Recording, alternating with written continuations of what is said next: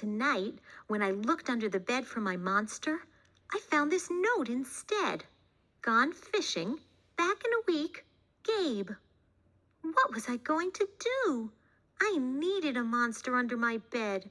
How was I supposed to get to sleep if my monster was gone? I tried to sleep, but it wasn't the same without Gabe. I missed his ragged breathing, his nose whistling, the scrabbling of his uncut claws. How would I ever get to sleep without Gabe's familiar, scary noises and his spooky green ooze? It was no use. Gabe would be gone for a week, and I just had to have a monster. I climbed quietly out of bed so my parents wouldn't hear me. Grown-ups have some strange ideas about monsters under beds. I knocked on the floorboards, then scrambled back under my covers. I waited nervously. Would a new monster appear? What would he be like? Would his snorting be as cheerful as Gabe's? When I heard some creaking under my bed, I knew that the substitute monster had arrived. Good evening, said a low, breathy voice. My name is Herbert, and I will be your monster for the evening. Herbert? What kind of name is that for a monster? You don't sound scary at all. Have you ever scared a kid before? Well, no, but I have read all the best books on the topic. Do you have long teeth and scratchy claws? I asked. No, but I have an overbite, and I'm a mouth breather. Listen.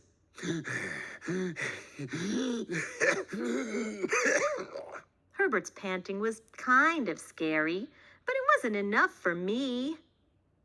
Listen, Herbert, I'm sorry. I just don't think this is going to work. It's nothing personal, but I really need a monster with claws. Picky, Herbert complained. As you wish. I'll go. There was some more creaking. Then Herbert was gone. Some scratching warned me that a second monster had appeared. Good evening, he said in a high, silky voice. My name is Ralph. I understand you need a monster with claws. If you would please lean over, I will hold out an arm for inspection. I crouched on the edge of the bed, hoping to see a horrible, shaggy arm with sharp, ragged nails. Instead, I was surprised to see sleekly brushed fur with smooth, shiny claws. Excuse me, I don't mean to be rude, I asked, but is that nail polish on your claws? Yes, it is, Ralph replied. I believe professional monsters should always be well groomed. I could tell that this was not going to work either. I'm sorry to disappoint you, Ralph, but I need a monster with scary claws. Like Gabe's, I thought. I heard some more scratching, and I knew Ralph was gone. A minute later, a third voice from under the bed rasped, "Check out these claws, kid." I gathered my courage and peered over the edge. The claws were impressive, jagged and dark and razor sharp. So far, so good. I was a little nervous. Could you stick out your tail? I whispered. Sure, but don't get scared. I peeked through my fingers at the slimy tail slithering over the foot of my bed. That's when I noticed the bow. Are you a girl monster? Of course I am, she snapped. I'm Cynthia. Do you have a problem with that? Yeah, I do, I admitted. I definitely need a boy monster. Boy monsters are for boys and girl monsters are for girls. Everybody knows that. Well, aren't you a picky one? She sniffed, and then she was gone. Was I being too picky? No. I knew that my monster needed to be well-clawed and menacing. The whole point of having a monster, after all, was to keep me in bed, imagining all the scary stuff that could happen if I got out. Then I heard a shuffling noise and some slobbering. A fourth monster was under my bed. Hey, the name's Mac. One look at his claws proved that Mac was a big, scruffy boy monster. I shivered. Maybe this one would work out. Those are excellent claws, but do you have a long tail? I leaned over to see. No, my tail is stumpy, Mac slurped, but I do have an unusually long tongue. Why would I be afraid of a long tongue? I asked. Oh, I don't know, he said, trying to sound terrifying. You never know when I might lick you. I fell back on the bed, laughing. Well, if you're not even gonna try to work with me, Mac whined. I held in my giggles. I really don't think you should send me away, he warned. Kids who reject 5 monsters in one night. I did not reject 5 monsters tonight, I interrupted. My regular monster went fishing.